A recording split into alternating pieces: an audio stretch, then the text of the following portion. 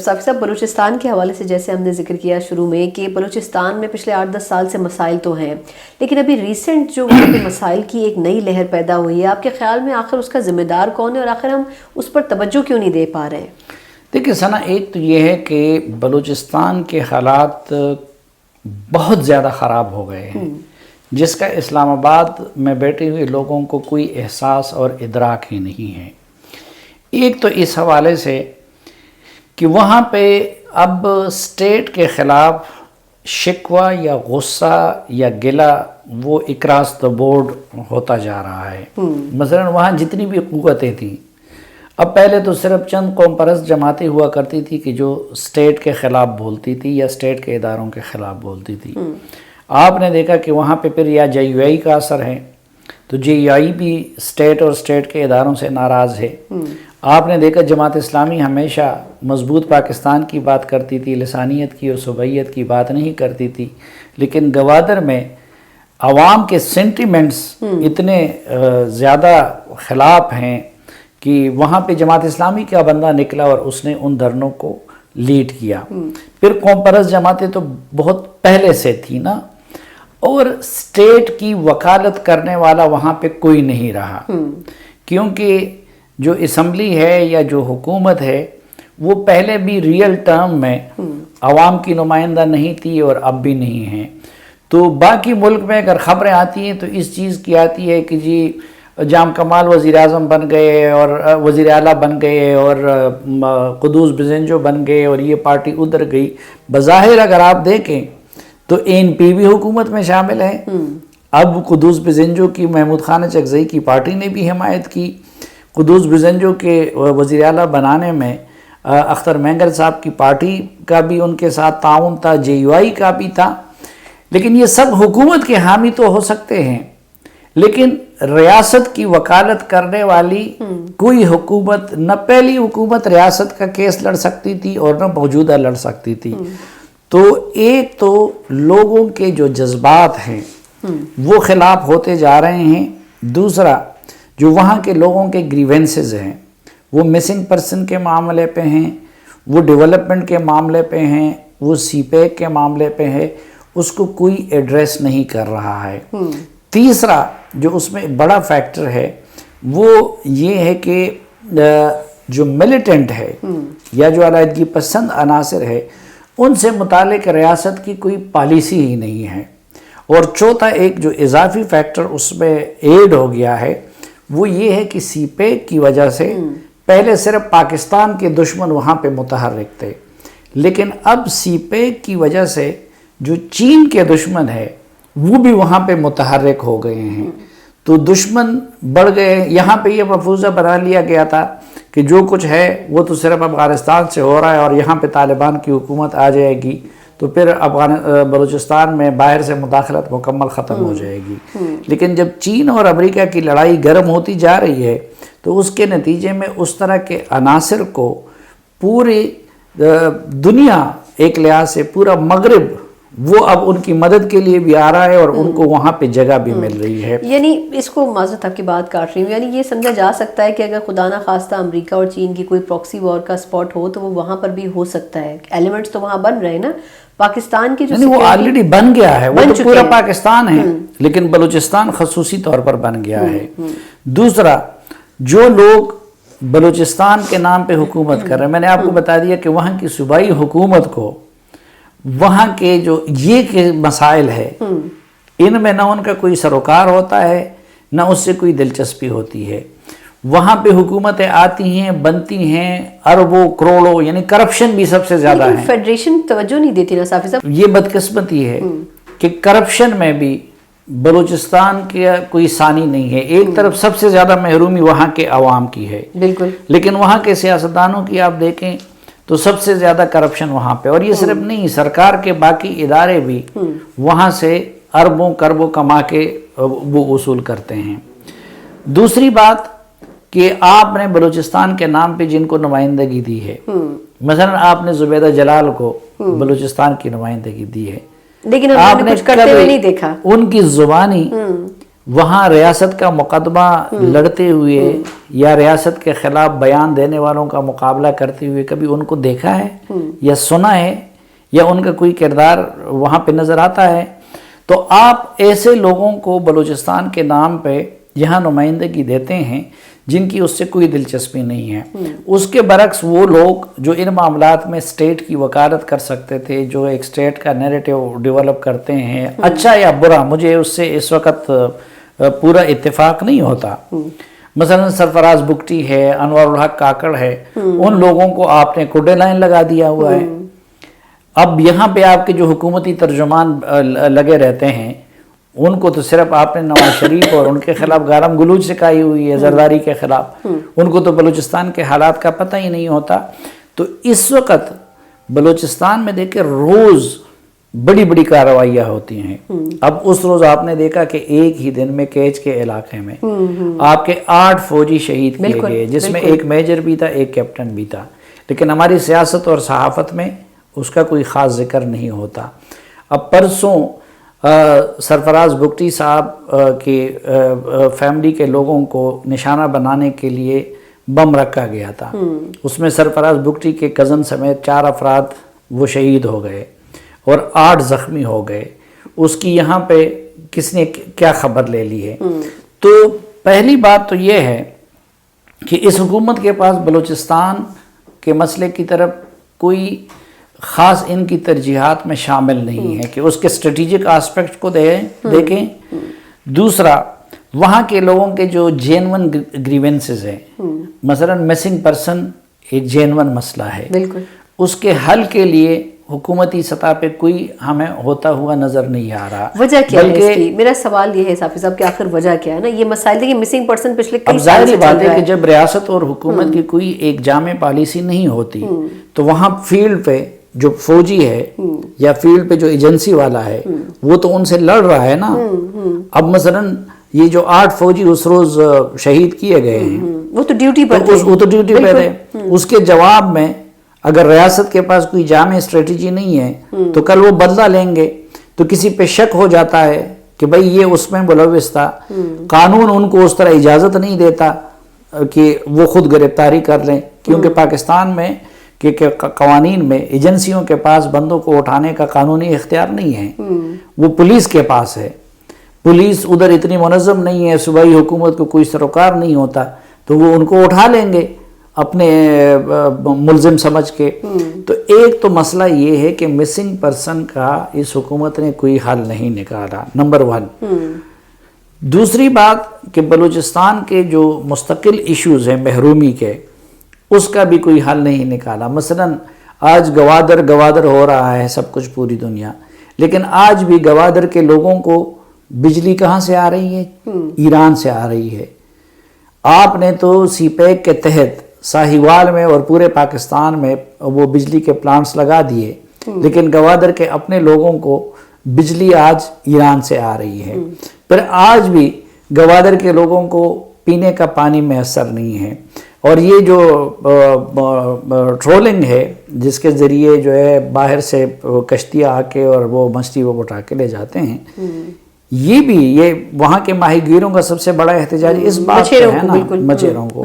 لیکن وہ اس کے حوالے سے وہ کروڑوں روپے کی جو رشوت اس صورت میں وہ کوئٹہ سے لے کے بہت ساری جگہوں تک وہ پیسے تقسیم ہوتے ہیں، ورنہ حکومت ایک دن میں اس کو روک سکتی ہے، وہ اور مقامی مچھیروں کو سہولت مل سکتی ہے۔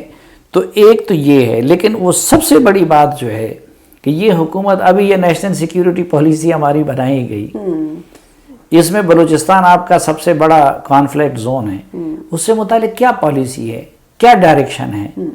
آپ نے طاقت استعمال کرنی ہے یا کہ نہیں آپ نے مذاکرات کر کے اپیزمنٹ کے ذریعے مسئلے کو حل کرنا ہے؟ تو اس حکومت کا تماشا دیکھ لیجئے۔ اب پہلی بات تو یہ ہے کہ اس وقت زیادہ جو پرابلم ہے وہ مکران میں ہے، وہ اللہ نظر کے گروپ کا ہے۔ تو یہاں پہ انہوں نے شاہزین بگٹی کو وزیر بنا دیا عمران خان صاحب نے، اور اس لیے وزیر بنا دیا کہ جی وہ برآمداغ بگٹی اور دیگر کے ساتھ مذاکرات کریں گے۔ تو پہلی بات تو یہ ہے کہ یہ اس طرح ہے کہ جو طالبان کے سربراہ ہے مفتی نور ولی ٹی ٹی پی کے، آپ ان کے بھائی کو وزیر بنا دیں اور پھر آپ کہیں کہ میں ان کو وزیر بنا کے ان کے ذریعے مذاکرات کروانا چاہتا ہوں، تو آپ دیکھیں کہ اس ملک میں لوگ اس پہ کیا طوفان اٹھائیں گے. لیکن بلوچستان کے حوالے سے کسی نے یہ نہیں اٹھایا کہ بھئی آپ ان کے ذریعے مذاکرات کر رہے ہیں جو اس خاندان کے ساتھ ہے، کیونکہ عمران خان صاحب کو ان کا ایک ووٹ درکار ہے. پھر جن لوگوں کے ساتھ کانفلکٹ ہے، مثلا آپ اگر ٹی ٹی پی کے ساتھ معاملہ کرتے ہیں تو ادھر ہر کوئی سوال اٹھاتا ہے کہ بھئی انہوں نے اے این پی کے لوگ مارے ہیں، بالکل، تو آپ اے این پی کو اعتماد میں لیں گے کہ نہیں لیں گے؟ جو قبائلی لوگ ہیں ان کو اعتماد میں لینا پڑے گا نا. ہم کس لیے کہتے ہیں کہ بھئی بلاول کی ماں کو مارا گیا تو بلاول کو اعتماد میں لینا پڑے گا. تو ادھر تو ہم سب لوگ مطالبہ کرتے ہیں کہ نہیں، ٹی ٹی پی کے ساتھ جو ہے مذاکرات سے پہلے یہ سب کچھ ہونا چاہیے.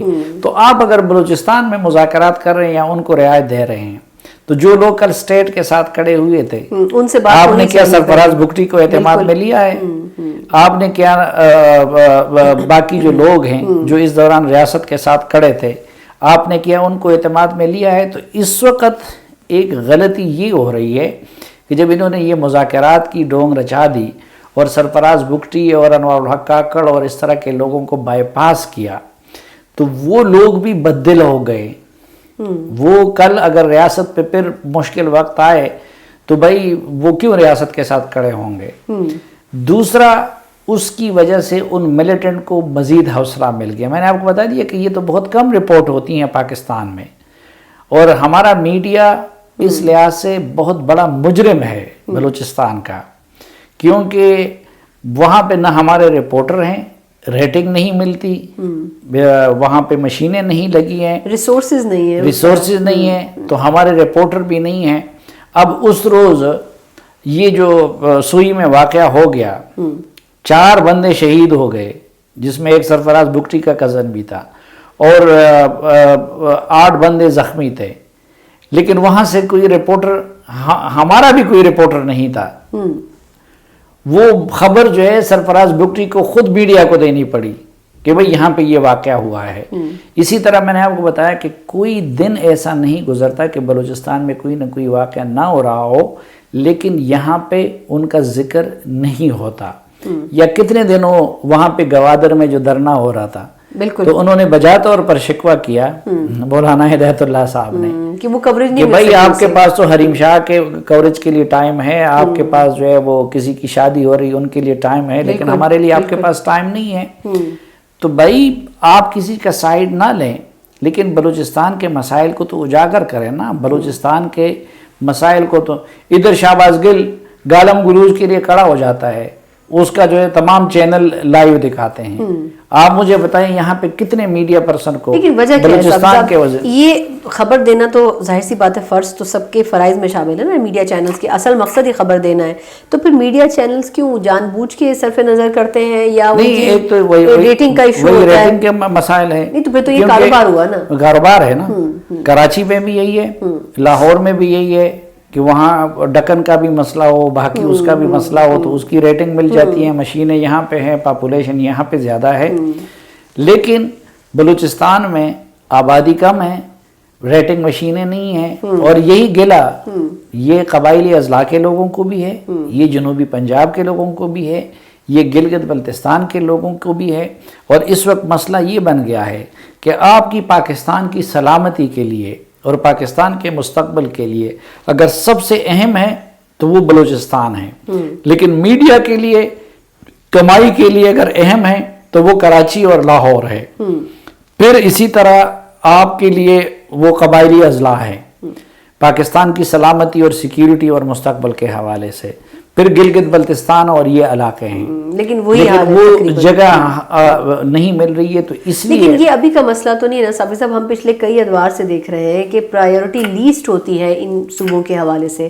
اسی گورنمنٹ کی پچھلی وہ تو بہت لمبے دور سے ہو رہے، لیکن اس کے اب ایک تو یہ چیز ہو رہی ہے کہ اس وقت جنگ کا میدان پوری طرح وہ بلوچستان بنتا جا رہا ہے. دوسری طرف میں نے آپ کو عرض کیا کہ باقی جو ایکٹرز ہیں ان کے پاس سوشل میڈیا کا ٹول آ گیا ہے. نان اسٹیٹ ایکٹرز آپ کہہ رہے ہیں. اور اس میں ہمارے ریاستی اداروں کی بھی غلطی ہے، کیونکہ انہوں نے وہاں پہ میڈیا کو آزادی کے ساتھ کام کرنے نہیں دیا اور آج بھی کرنے نہیں دے رہے ہیں. تو جب آپ جو یہ الیکٹرانک چینلز کو اور اخبارات کو آزادی کے ساتھ کام کرنے نہیں دیں گے تو پھر لوگ صرف وائس آف امریکہ اور سوشل میڈیا پہ انحصار کریں گے. لیکن میں نے آپ کو بتایا کہ 2-3 فیکٹرز نئے آ گئے ہیں. نمبر 1 کہ جو ماضی میں ریاست کے ساتھ کڑی قوتیں ہوتی تھی، دائیں بازو کی جماعتیں مثلا JUI جماعت اسلامی، اب وہ بھی ریاست کی صفائی نہیں دے رہی ہے. نمبر 2 وہاں پہ جو قومی جماعتیں تھی، پیپلز پارٹی اور مسلم لیگ نون، ان کو PTI کی خاطر کمزور کر دیا گیا اور اس کی جگہ PTI نہ وہ جگہ بنا سکی. مثلا اب وہاں پہ اگر یار محمد رند صاحب ہیں بلوچستان کے، وہ تو اب PTI میں نہیں ہے، برائے نام رہ گئے ہیں. یا قاسم سوری صاحب وہاں کے جینون لیڈر تو نہیں ہیں، ان کے الیکشن کے بارے میں تو خود جو ہائی کورٹ کا بھی فیصلہ آ گیا ہے. تو یہ لوگ وہ جگہ نہیں لے سکے. نمبر 3 آپ نے مرکز میں جن لوگوں کو بلوچستان کے نام پہ حکومت میں حصہ دار بنا دیا ہے، ان کو صرف اپنی فکر ہوتی ہے، ان کو بلوچستان کی کوئی فکر نہیں ہوتی. نمبر 4 تبدیلی یہ ہے کہ جو سرفراز بگٹی اور اس طرح کے لوگ تھے ان کو بائی پاس کر کے آپ نے جب ملیٹنٹ کے ساتھ مذاکرات یا اپیزمنٹ کی پالیسی اختیار کر لی تو آپ نے ان کو بھی ڈسہارٹ کر دیا. اور یہ اسی طرح ہوتا ہے. ایک زمانے میں آپ نواب اکبر بگٹی کی تقریریں سنیں تو آپ سرفراز بگٹی اور انوار الحق کاکڑ کو بھول جائیں گے. وہ ان سے کئی گنا زیادہ پاکستان کی وکالت کرتا تھا. لیکن جب ان کو یہ احساس ہوا کہ مجھے استعمال کر کے چھوڑ دیا گیا تو پھر وہ دوسری ایکسٹریم پہ چلا گیا. پھر 5ویں تبدیلی یہ آئی ہے کہ جو حکومت ہے وہاں پہ نہ پہلی حکومت جینون تھی نہ موجودہ حکومت جینون تھی. ان کو صرف اپنی جوڑ توڑ اور خرید و فروخت اور ان سے دلچسپی ہوتی ہے، ریاست کے ان مسائل سے ان کو کوئی دلچسپی نہیں ہے. اور یہ ایک چھٹی تبدیلی آئی ہے کہ پہلے بلوچستان میں صرف پاکستان کے دشمن سرگرم میں عمل تھے، اس وقت وہاں پہ چین کے دشمن بھی سرگرم عمل ہو گئے ہیں سی پیک اور گوادر کی وجہ سے.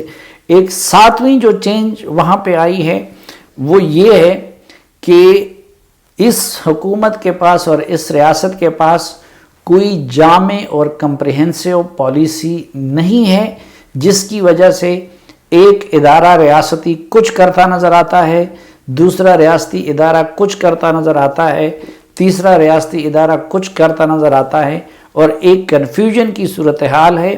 اور پھر سب سے آخری فیکٹر یہی ہے کہ کچھ وہاں میڈیا کے ساتھ جو سلوک کیا گیا، وہاں جس طریقے سے ماضی میں جرنلسٹوں کو مارا گیا، اور کچھ ہمارے میڈیا کے اپنی غلطی کہ مارکیٹ کے پیچھے چلتے ہیں، پیسے کے پیچھے چلتے ہیں، ریٹنگ کے پیچھے چلتے ہیں، تو وہاں پہ بہت بڑا لاوا نہ صرف یہ کہ پک گیا ہے بلکہ وہ لاوا پھٹنے والا ہے، لیکن ہمارے میڈیا میں اس کا کوئی ذکر نہیں ہو رہا. اچھا صافی صاحب، اگر میں اس کو کنکلوڈ کروں، جس طرح ہم یہاں پہ اپنی ایک جو ٹپیکل پولیٹکس ہے اسلام آباد میں وہی کر رہے ہیں سیاستدان بھی اور سیاسی جماعتیں بھی، تو اگر یہی کنٹینیو کرتا رہا اور جس طرح آپ کہہ رہے ہیں کہ لاوا وہاں پھٹنے والا ہے، تو اس کے بعد کیا حالات ہو سکتے ہیں؟ یہ کوئی چیز زیادہ سنگینی کی طرف جا سکتی ہے بلوچستان میں اسپیشلی؟ میں نے آپ کو بتا دیا کہ سنگین تو اب بھی ہے. خان صاحب تو توجہ نہیں دے رہے نا ابھی ان مسائل کی طرف. خان صاحب کو تو کوئی دلچسپی نہیں ہے. جن کو دلچسپی ہے سنگین اب کس حوالے سے ہے؟ سنگین اب اس حوالے سے کوئی روز ایسا نہیں گزرتا کہ کہیں نہ کہیں کسی سیکیورٹی فورسز والے کو نہیں مارا جاتا، کہیں نہ کہیں جو ہے کسی حکومت کی حمایت کرنے والے کو نہیں مارا جاتا جنہوں نے ان لوگوں کا کیا ہو. تو اس سے اور زیادہ سنگینی کیا ہو سکتی ہے کہ روزانہ انسان مارے جا رہے ہو. دوسرا اس حوالے سے سنگین کہ لوگ ریاست سے اور یا لا تعلق ہوتے جا رہے ہیں یا متنفر ہوتے جا رہے ہیں، تو یہ ایک اور سنگینی ہے. اور تیسرا اس حوالے سے سنگینی کہ وہاں پہ جو ریجنل اور انٹرنیشنل گیم ہے وہ بھی روز بروز بڑھتی جا رہی ہے اور شدت اختیار کرتی جا رہی ہے. اور آخری ایک سنگینی کی یہ کیا معمولی علامت ہے کہ وہ طاقتیں اور وہ سیاسی جماعتیں جو ریاست کی وکیل ہوتی تھی، جو ریاست سے لوگوں کو جوڑتی تھی، اب وہ بھی مجبور ہو گئی ہیں کہ وہ ان لوگوں کا بیانیہ اپنا لے اور وہ بھی ان کے محرومیوں کو کا رونا شروع کر دیں.